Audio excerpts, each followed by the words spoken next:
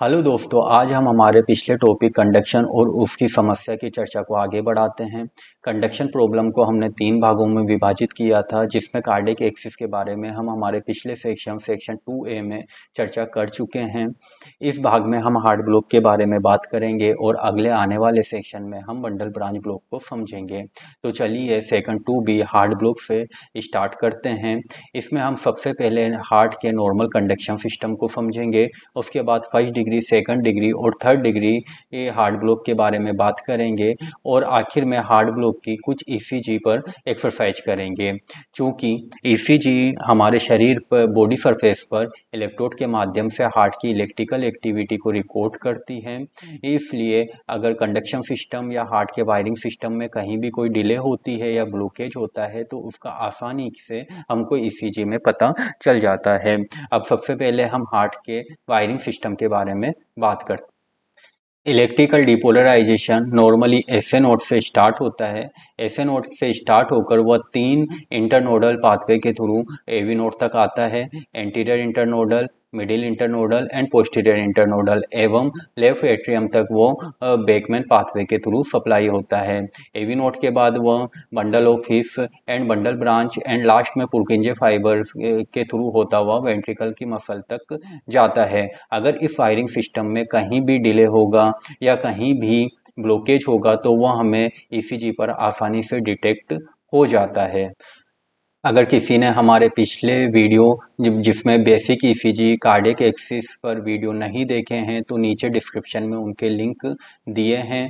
और आगे भी हमसे जुड़े रहने के लिए चैनल को लाइक करें, शेयर करें एंड सब्सक्राइब। हार्ट के वायरिंग सिस्टम को हम आगे दिए गए वीडियो के माध्यम से और आसानी से समझ सकते हैं। हेलो दोस्तों, अब हम हार्ट के कंडक्शन सिस्टम को इस वीडियो के माध्यम से समझते हैं। कोई भी इलेक्ट्रिकल इंपल्स एसए नोड से स्टार्ट होती है, वो AV node, bundle of His and bundle branch में एंड लास्ट में वो अपने पुर्किंजे फाइबर तक जाती है। तो एसए नोड से एवी नोड तक वह 3 इंटरनोडल पाथवे से आती है। Anterior internodal pathway, middle internodal pathway and posterior internodal pathway. वहीं वो लेफ्ट एट्रियम तक बेकमैन पाथवे के थ्रू जाती है। एवी नोड के बाद वो अपने बंडल ऑफ हिस के थ्रू होते हुए बंडल ब्रांच तक आती है। अगर इसी डायग्राम को अगर हमने जूम किया तो कोई भी इलेक्ट्रिकल इंपल्स एसए नोड से स्टार्ट होती है। एवी नोड के बाद बंडल ऑफ हिस के बाद आने के बाद वो left bundle branch and right bundle branch में जाती है।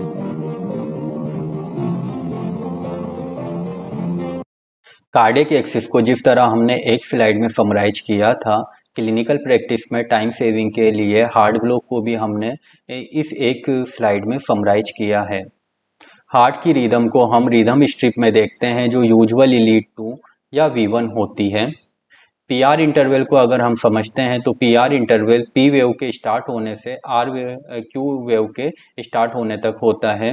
फर्स्ट डिग्री हार्ट ब्लॉक में पीआर इंटरवल बढ़ जाता है। जनरली पीआर इंटरवल 3 से 5 स्मॉल स्क्वायर होता है। मतलब अगर हम देखते हैं एक स्मॉल स्क्वायर 40 मिलीसेकंड का होता है, तो 120 मिलीसेकंड से लेकर 200 मिलीसेकंड तक पीआर इंटरवल होता है। अगर स्मॉल स्क्वायर में अगर हम बात करते हैं तो 3 to 5 नॉर्मल पीआर इंटरवल होता है। लेकिन फर्स्ट डिग्री हार्ट ब्लॉक में ये इंटरवल 5 स्मॉल स्क्वायर से ये इंटरवल बढ़ जाता है। ये फर्स्ट डिग्री हार्ट ब्लॉक में अगर हम देखेंगे तो पी वेव स्टार्टिंग से लेकर क्यू वेव तक अगर ये वाला जो पीआर इंटरवल है तो ये अपने 5 स्मॉल स्क्वायर से ज़्यादा है। ये पी वेव यहाँ आई है तो यहाँ से लेकर यहाँ तक तो 5 स्मॉल स्क्वायर ये +4 ये 9 स्मॉल स्क्वायर यहाँ पर आ रहा है।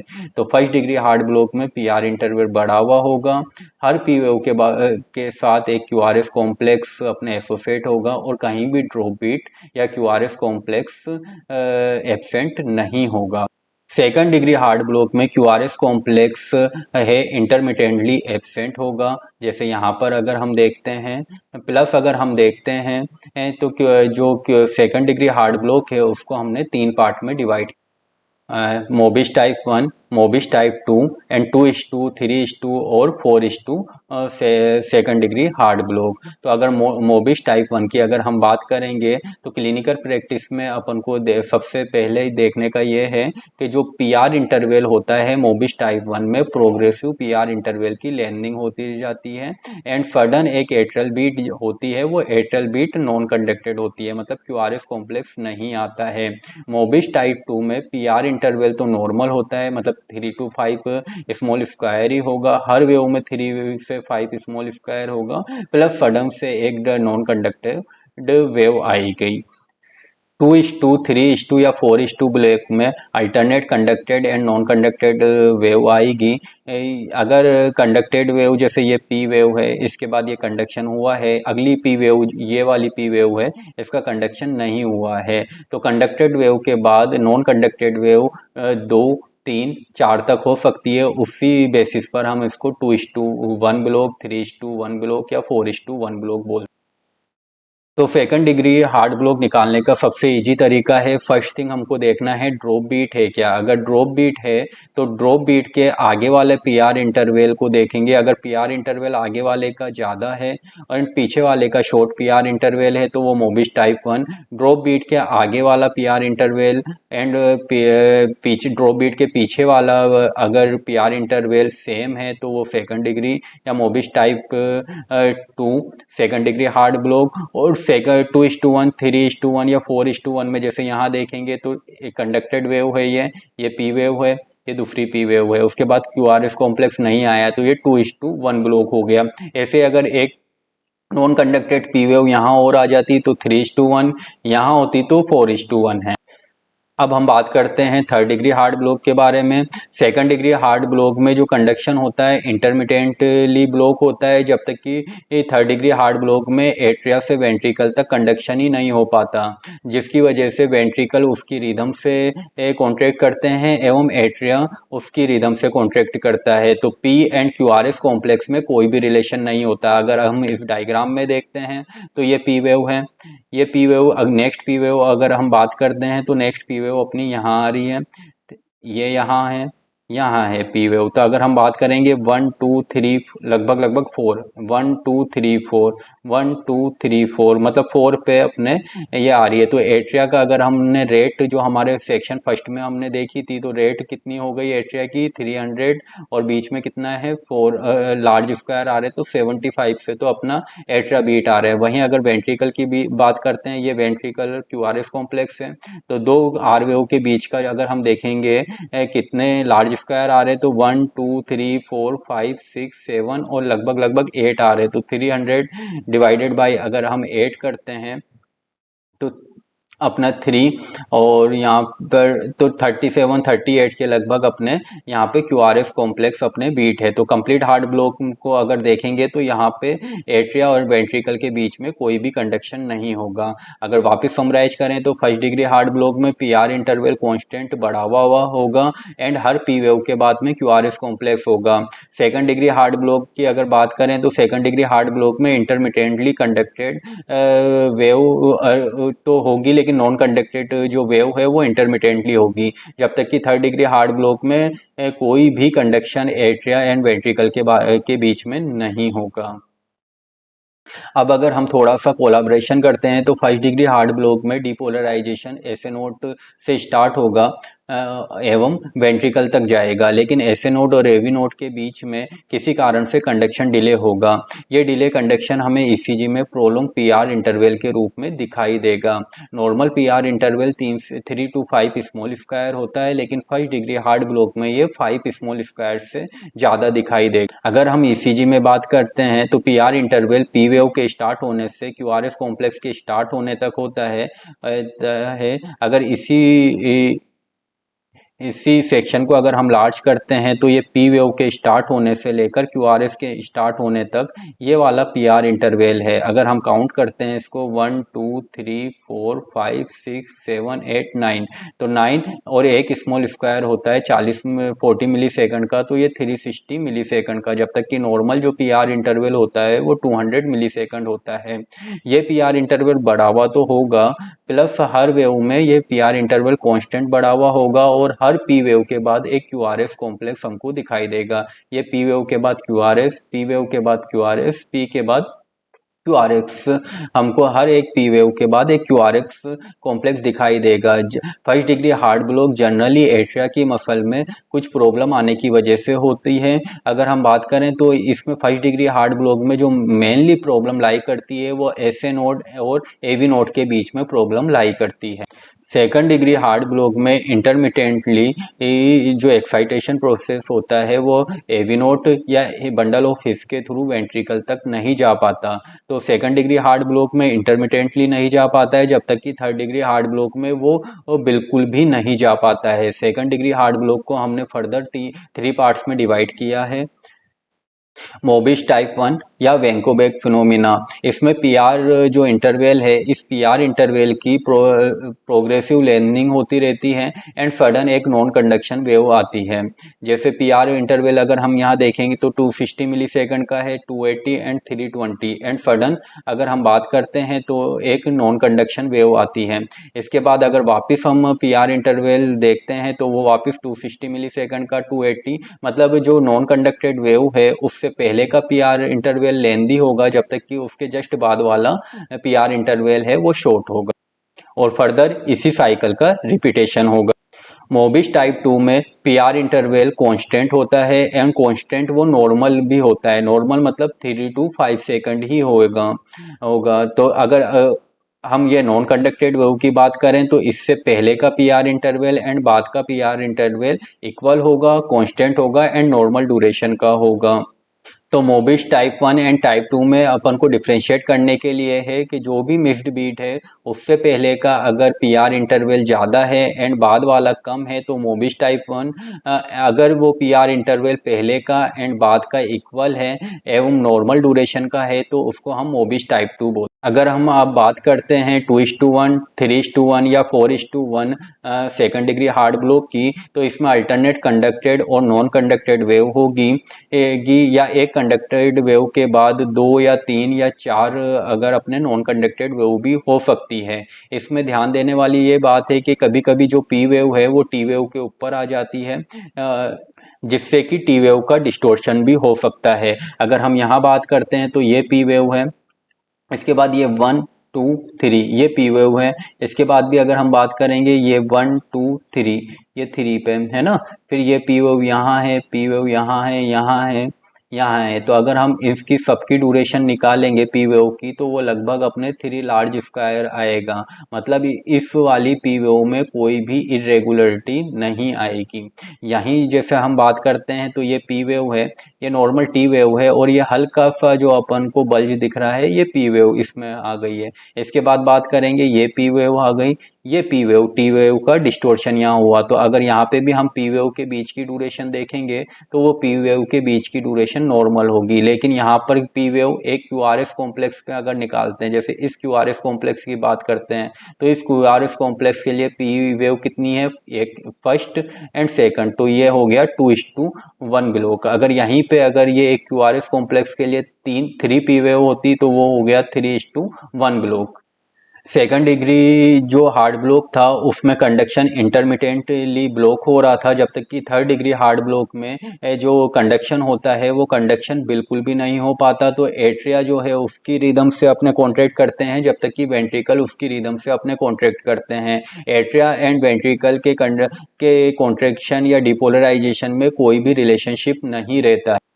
जैसे अगर हम बात करेंगे कि यहाँ पर ये जो एट्रिया का कॉन्ट्रैक्शन की वजह से पी वेव आती है तो ये पी वेव, अगर वापस बात करेंगे तो ये पी वेव, ये पी वेव, ये पी वेव, ये पी वेव। अगर किसी को वेव आइडेंटिफाई करना नहीं आता है तो ईसीजी के जो बेसिक ईसीजी का सेक्शन फर्स्ट था उसमें हमने ये अच्छे से समझाया है, आप नीचे डिस्क्रिप्शन में देख सकते हैं उस वीडियो को। ये पी वेव, ये पी वेव, तो अगर हम ये सारी पी वेव के बीच की अगर विद देखेंगे या ड्यूरेशन देखेंगे तो वो इक्वल होगी। वहीं अगर क्यूआरएस कॉम्प्लेक्स जो ये अपने कंप्लीट ब्लॉक हो रहा है कंडक्शन का, तो वेंट्रिकल उसके रिदम से अपने डिपोलराइज होंगे, लेकिन वो जो रेट रहेगी वो सेम रहेगी। ये वेंट्रिकल अगर इन दो क्यूआरएस कॉम्प्लेक्स के बीच का लार्ज स्क्वायर हम देखें 1 2 3 4 5 6 7 8, तो अगला जो क्यूआरएस कॉम्प्लेक्स आएगा वो भी अपने 8 लार्ज स्क्वायर के बाद ही आएगा, 1 2 3 4 5 6 7 8 के बाद। क्यों? क्योंकि एट्रिया उसकी रेट से डिपोलराइज हो रहे हैं एंड वेंट्रिकल उसकी रेट से डिपोलराइज हो रहे हैं। एक और बात ध्यान देने वाली यह है कि जनरली हमको first degree heart block and मोबिस type 1 में किसी भी तरह का पेसमेकर की नीड नहीं होती। वहीं मोबिस टाइप 2 और थर्ड डिग्री हार्ट ब्लॉक में हमको पेसमेकर की नीड होती। फर्स्ट डिग्री हार्ट ब्लॉक में एसए नोड से एबी नोड के बीच में प्रॉब्लम होती है, जब तक कि मोबिस टाइप 1 में जो प्रॉब्लम होती है वो इंट्रानोडल होती है, मतलब एबी नोड के अंदर कुछ प्रॉब्लम होती है। मोबिस टाइप 2 में जो प्रॉब्लम होती है वो इंफ्रानोडल होती है, मतलब बंडल ऑफ हिस में प्रॉब्लम होती है। आइए आते हैं अब कुछ हार्ट ब्लॉक की ईसीजी पर हम प्रैक्टिस करते हैं। ये फर्स्ट ईसीजी हैं, तो हमको सबसे पहले रिदम स्ट्रिप देखनी है। Rhythm strip generally second lead होगी या V1 होगी। तो ये मतलब रिदम स्ट्रिप वो होती है जिसमें अपन को पी वेव आसानी से दिखाई दे। ठीक है, तो जनरली हम सेकंड लीड या V1 लीड का यूज करते हैं। इसमें ये नीचे की तरफ ये रिदम स्ट्रिप है। तो अगर इस वाले में देखेंगे तो हर पी वेव के बाद में एक क्यूआरएस कॉम्प्लेक्स है, रेगुलर है, कोई भी ड्रॉप नहीं है। तो अब हमको क्या देखना होगा? PR interval. तो पीआर इंटरवल क्या होता है? पी वेव के स्टार्ट होने से क्यूआरएस कॉम्प्लेक्स स्टार्ट होने तक, तो ये पीआर इंटरवल हो गया। अगर यहाँ ड्यूरेशन अगर हम देखेंगे तो ये 4 अपने स्मॉल स्क्वायर हो गया प्लस 3 है, तो 7 अपने स्मॉल स्क्वायर आ रहा है। अपन फर्स्ट डिग्री हार्ट ब्लॉक कब बोलते हैं? जब 5 स्मॉल स्क्वायर से ज़्यादा हो, तो ये 7 आ रहा है। तो ये वाली जो ईसीजी है फर्स्ट डिग्री हार्ट ब्लॉक की है। प्रीवियस सेक्शन में हमने एक्सिस की बात करी थी। एक्सिस देखने के लिए हमको सबसे पहले फर्स्ट लीड और थर्ड लीड देखना होता है। अगर ये दो फर्स्ट लीड और थर्ड लीड दोनों में ये ऊपर की तरफ है तो वो नॉर्मल एक्सिस होगा। इसकी बात हम हमारे प्रीवियस सेक्शन में कर, तो होप सो आपको इस वाली ईसीजी में एक्सिस एंड जो फर्स्ट डिग्री हार्ट ब्लॉक है वो इजीली समझ में आया होगा। आइए अब दूसरी ईसीजी ले। ठीक है, तो ये वाली जब हम ईसीजी देखते हैं तो यहाँ पर सबसे पहले हमको पी वेव आइडेंटिफाई करना है। तो एक पी वेव अपने यहाँ है, सेकंड पी वेव यहाँ है, थर्ड यहाँ है। अगर इसके बाद हम देखते हैं ये टी वेव में मर्ज हुई भी है, यहाँ है, यहाँ है। तो अगर पी वेव के बीच का अगर हम इंटरवल देखते हैं 1 2 3 4 5, 1 2 3 4 5, 1 2 3 4 5, और अगर वही क्यूआरएस जो कॉम्प्लेक्स है क्यूआरएस कॉम्प्लेक्स के बीच का अगर हम इंटरवल देखते हैं तो 1 2 3 4 5 6 7 8 9। अगले क्यूआरएस कॉम्प्लेक्स के बीच का देखेंगे 1 2 3 4 5 6 7 8, ये 9 है ना। तो जो एट्रिया है वो एट्रिया के बीच के अगर हम एट्रिया की रेट निकालते हैं तो 300 डिवाइडेड बाई 5, तो 60 से एट्रिया की रेट आ रही है। वहीं अगर हम वेंट्रिकल की रेट निकालते हैं तो 300 डिवाइडेड बाई 9, तो 33 के लगभग अपने वेंट्रिकल की रेट आ रही है। और अपने पी वेव एंड क्यूआरएस जो कॉम्प्लेक्स है उसके बीच में कुछ भी रिलेशन नहीं है। तो ये जो ईसीजी है वो कंप्लीट हार्ट ब्लॉक की ईसीजी है। वाली अगर आप ईसीजी में देखेंगे कि एक कौन सा एक्सिस डेविएशन है, तो इसमें आप देखो फर्स्ट लीड में नीचे की तरफ है एंड थर्ड लीड में ऊपर की तरफ है। अगर फर्स्ट और थर्ड में क्यूआरएस कॉम्प्लेक्स एक दूसरे के पास आते रहें तो उसको हम बोलते हैं राइट एक्सिस डेविएशन। अब हम आते हैं नेक्स्ट ईसीजी पर। तो इस ईसीजी में अगर हम देखेंगे तो इंटरमिटेंटली अगर यहाँ पर ए नॉन कंडक्टेड वेव है, इस नॉन कंडक्टेड वेव के क्या अपना ट्रिक था या क्या लॉजिक था? नॉन कंडक्टेड वेव से जस्ट पहले का पीआर इंटरवल हम देखेंगे एंड जस्ट बाद का देखेंगे। तो जस्ट पहले का पीआर इंटरवल ज़्यादा है एंड बाद वाला कम है, नॉन कंडक्टेड वेव है। तो प्रोग्रेस और आगे भी अगर हम देखेंगे तो प्रोग्रेसिव लेंथनिंग हो रही है पीआर इंटरवल की। तो ये हो गया मोबिस टाइप 1। कार्डियक एक्सिस आप खुद निकालना क्योंकि वो प्रीवियस सेक्शन का पार्ट था। तो इस सेक्शन में ओनली हम हार्ट ब्लॉक की बात करेंगे। आइए अब अपन नेक्स्ट ईसीजी पर चलते हैं। अगर इस ईसीजी में भी देखेंगे तो यहाँ की जो वेंट्रिकल है, वेंट्रिकल के बीच में 3 था, यहाँ पर लगभग 6 आ गया। तो ये वाला पोर्शन है, ये नॉन कंडक्टेड वेव है। इस नॉन कंडक्टेड वेव के पहले का अगर पीआर इंटरवल हम देखेंगे तो पी वेव यहाँ है, क्यूआरएस कॉम्प्लेक्स यहाँ से स्टार्ट हो रहा, और वही अगर हम बाद वाला देखेंगे तो पी वेव ये और क्यूआरएस कॉम्प्लेक्स यहाँ से स्टार्ट हो रहा है। तो पहले वाला अगर हम देखेंगे पीआर इंटरवल लेंथी है एंड बाद वाला पीआर इंटरवल शॉर्ट है। तो ये भी जो ईसीजी है मोबिस टाइप फर्स्ट की ईसीजी है या वैंकोबैक फिनोमेना की ईसीजी है। अब इस ईसीजी की बात करें तो यहाँ भी इंटरमिटेंटली कंडक्शन ब्लॉक है, ये देखो या ये पोर्शन देखो। इससे जस्ट पहले का अगर हम पीआर इंटरवल देखेंगे तो ये पीआर इंटरवल पी वेव से लेकर क्यूआरएस तो लगभग 5 है, और यहीं अगर हम बात करते हैं तो ये भी लगभग 5 आ रहा है। तो इस मिक्स्ड जो बीट है या नॉन कंडक्टेड वेव है, इसके पहले एंड बाद का जो है वो पीआर इंटरवल अपने नॉर्मल है। तो ये जो ईसीजी है वो अपने मोबिस टाइप 2 में है, मतलब यहाँ पर इंफ्रानोडल कहीं ना कहीं प्रॉब्लम है, मतलब बंडल ऑफ इसमें यहाँ पर प्रॉब्लम है। अब हम अगली ईसीजी की अगर बात करते हैं तो नेक्स्ट ईसीजी में हम देखेंगे पी वेव का हम सबसे पहले आइडेंटिफाई करते हैं। तो ये पी वेव यहाँ है, या क्यूआरएस कॉम्प्लेक्स का डिस्ट्रक्शन कर रही है ये तो नॉर्मल क्यूआरएस कॉम्प्लेक्स ऐसा आता है ना, लेकिन यहाँ पर पी वेव इसमें ही मर्ज हो गई है तो क्यूआरएस कॉम्प्लेक्स का डिस्टोर्शन हो गया है। ये पी वेव यहाँ है। तो और अगर हम देखेंगे, अब देखते हैं कि ये क्यूआरएस कॉम्प्लेक्स, इस क्यूआरएस कॉम्प्लेक्स के लिए कितनी पी वेव है, ये फर्स्ट सेकंड। ये क्यूआरएस कॉम्प्लेक्स के लिए कितनी P wave, first and second. इसके लिए भी 2 पी वेव है। तो ये वाला कौन सा ब्लॉक हो गया, 2:1 ब्लॉक को किस टाइप में आता है, सेकंड डिग्री हार्ड ब्लॉक में। अगर हम इस ईसीजी की बात करें तो ये ड्रॉप बीट है ना। तो इस ड्रॉप बीट के जस्ट पहले के अगर हम पीआर इंटरवल देखें एंड बाद वाला देखेंगे तो हम देखेंगे दोनों लगभग इक्वल है। तो ये इक्वल पीआर इंटरवल है। तो ये कौन सा हो गया ब्लॉक, मोबिस टाइप 2। क्योंकि मोबिस टाइप 2 में क्या होता है, जो पीआर इंटरवल होता है वो नॉर्मल होता है एंड सडन एक नॉन कंडक्टेड वेव आती है। तो ये कुछ अपने हार्ड ब्लॉक की ईसीजी थी। आप गूगल पे जाके और सर्च करके प्रैक्टिस कर सकते हैं। आने वाले सेक्शन में हम बात करेंगे बंडल ब्रांच ब्लॉक के बारे में। तो आप हमसे जुड़े रहने के लिए चैनल को लाइक करें, शेयर करें, सब्सक्राइब करें। Thank you.